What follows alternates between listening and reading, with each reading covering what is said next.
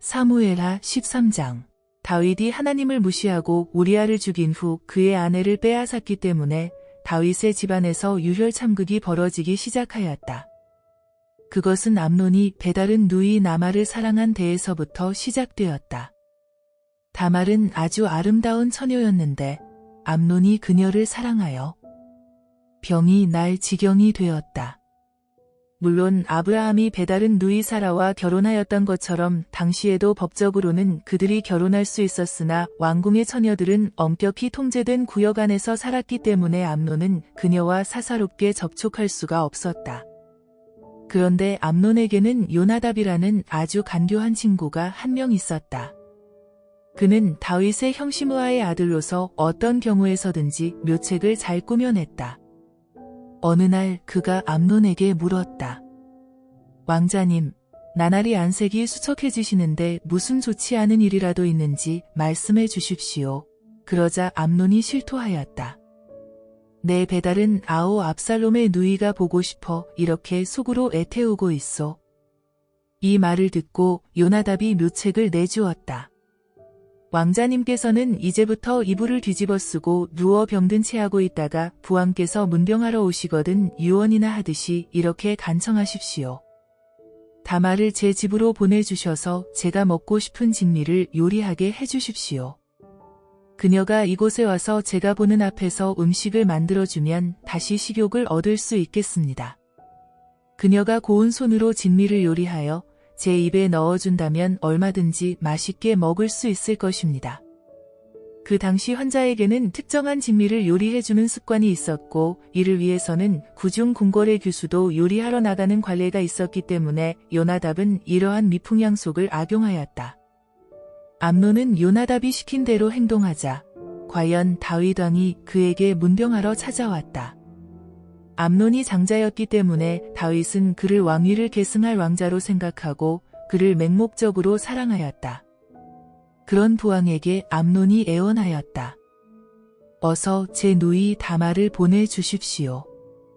그녀가 이곳에 와서 떡 몇 개를 만들어 제게 먹여준다면 제가 그 모습을 보고 당장의 식욕을 얻어 맛있게 먹겠습니다. 다윗이 다말에게 소식을 전하였다.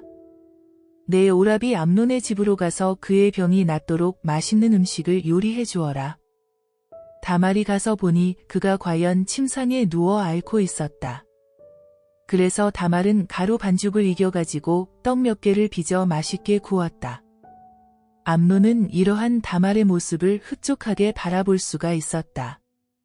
다말이 냄비째 들고 가서 암논이 먹을 수 있는 곳에 차려놓았으나 암논은 그 떡을 먹지 않고 방에 있는 다른 사람들을 모두 나가 있게 하였다. 그래서 다른 하인들이 밖으로 나가자 암논은 다말에게 그 떡을 이리 침실로 가지고 들어와 내 입에 넣어 주렴. 내 손에서 직접 받아 먹고 싶구나 하고 애원하였다. 그래서 다말은 떡 그릇을 들고 오라비의 침대 곁으로 다가갔다. 마침내 다말이 암논의 입에 먹을 것을 넣어 주려 하자 그가 다말을 끌어안으며 애원하였다. 이리 들어와 나하고 함께 자자. 그러나 다말은 좋은 말로 거절하였다. 이래서는 안 됩니다. 나를 이렇게 더럽히지 마세요. 이스라엘에서는 이런 일이 무서운 범죄가 아닙니까? 제발 이러지 마세요. 내가 이런 수치를 당하면 어떻게 될지 생각해 보세요. 그러면 오라버니인들 무엇이 좋겠습니까? 이스라엘에서 가장 더러운 치안 소리를 듣지 않겠습니까? 우리가 법대로 결혼한다면 무엇이 어렵겠습니까? 임금님께 한마디 말씀만 올리면 되지 않겠습니까? 임금님께서는 틀림없이 저를 오라버니 아내로 허락해 주실 것입니다. 그러나 암논은 이러한 다말의 설득을 받아들이지 않고 무조건 힘으로 그녀를 덮쳐 강간을 하였다. 그의 아버지 다윗의 죄가 이렇게 새로운 모습으로 자녀들 사이에 번지기 시작한 것이다. 암논은 이러한 일이 있은 후에는 마음이 변하여 다말을 몹시 미워하게 되었다.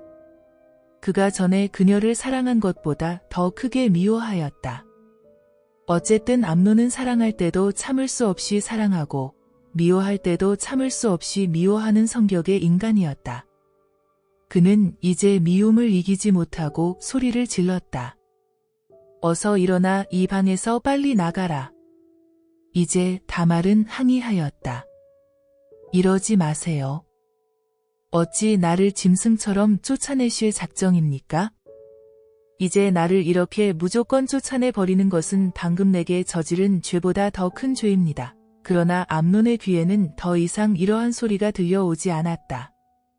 그는 오히려 하인을 불러 또 한 번 폭력을 행사하였다. 거기 있는 그 계집을 어서 내 집에서 몰아낸 뒤에 대문을 닫고 빗장을 질러라. 이때 다말은 긴 소매에 색동으로 술을 놓은 곱고 아름다운 공주의 옷을 입고 있었다. 옛날부터 공주들이 시집가기 전에는 그렇게 아름답고 고운 옷을 입는 법이었다. 그런데 이러한 다말을 마치 성가시게 구는 창녀처럼 암논의 하인이 대문 밖으로 끌어낸 뒤에 대문을 닫고 빗장을 질렀다. 그러자 다말은 긴 색동옷을 찢고 머리 위에는 재를 뒤집어 쓰고 두 손은 머리 위에 얹은 채 목 놓아 울면서 자기 집으로 돌아갔다. 다말의 친오빠 압살롬이 이 모습을 보고 이렇게 누이를 달랬다. 내 오라비 암논이 그 몸을 더럽혔지? 그래도 암논은 내 오라비이니 이 일을 누구에게도 말하지 말고 더 이상 내 마음속에도 품어두지 말아라. 이리하여 다말은 그 오라비 압살롬의 집에서 소방맞은 여인처럼 슬프고 외롭게 평생을 살았다. 한 번도 누구의 아내가 되어본 일 없이 평생을 홀로 산 다말의 신세는 그녀의 아버지 다윗에게도 일평생 쓰라린 고통으로 느껴졌다. 물론 다윗 왕은 이러한 이야기를 듣고 몹시 화를 냈으나 그의 자식 사랑은 언제나 맹목적이었다. 더구나 암논은 그의 장자로서 왕위를 계승할 사람이었기 때문에 다윗은 여전히 그를 무조건 사랑하고 어떤 벌도 내리지 않았다. 오히려 암논의 기분이 상할까봐 그를 꾸짖는 말조차도 하지 않았다. 그러나 다말의 친오빠 압살롬은 암논이 다말의 몸을 더럽혔기 때문에 그를 아주 미워하였다. 그래서 압살롬은 나쁜 일이든 좋은 일이든 더 이상 암논과는 말을 하지 않고 지냈다. 다말이 암논에게 강간당한 뒤 2년이 지나서였다. 다말의 친오빠 압살롬이 에브라임 성읍 근처에 있는 바알하솔에서 양털을 깎게 되었다.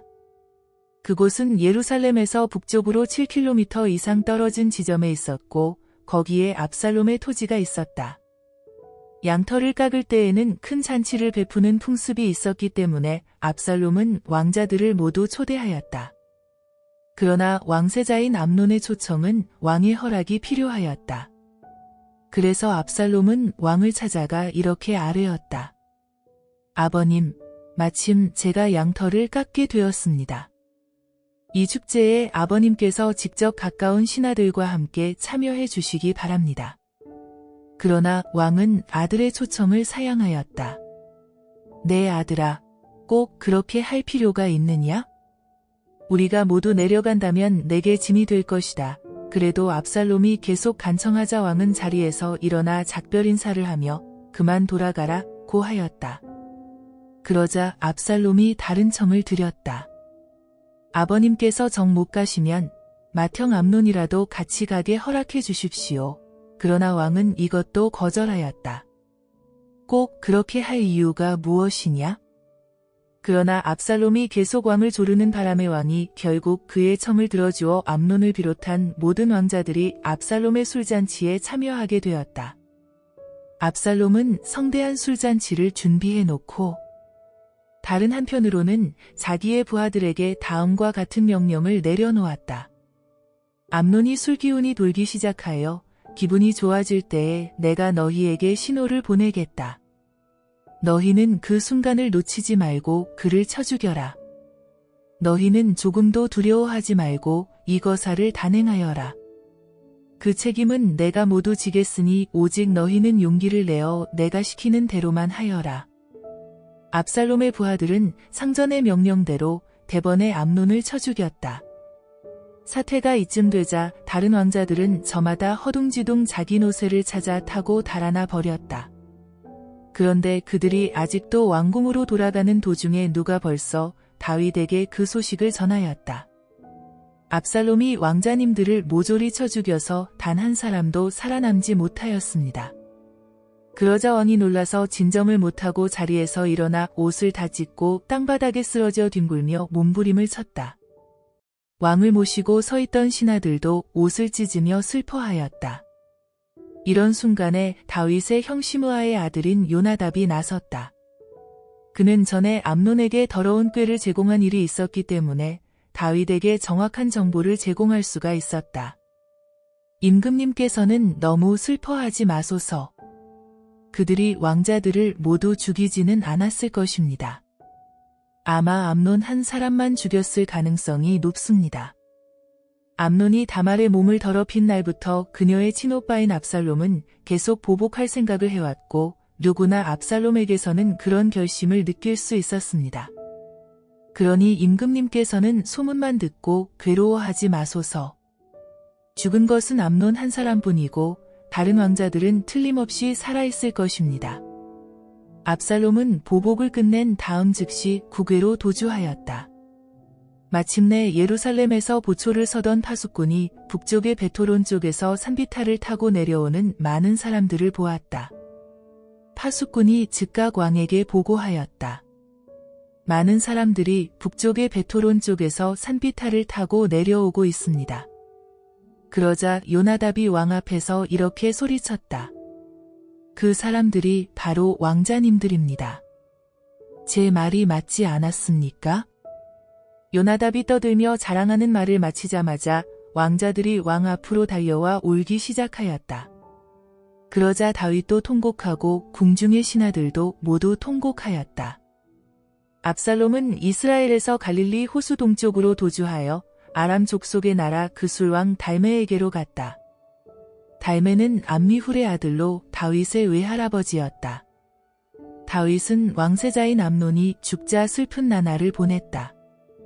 이렇게 3년이 지나자 다윗은 암논이 죽은 것에 대해서도 마음이 어느 정도 진정되었고 그술에 가서 돌아오지 않는 압살롬에 대해서도 차츰 노기를 풀게 되었다.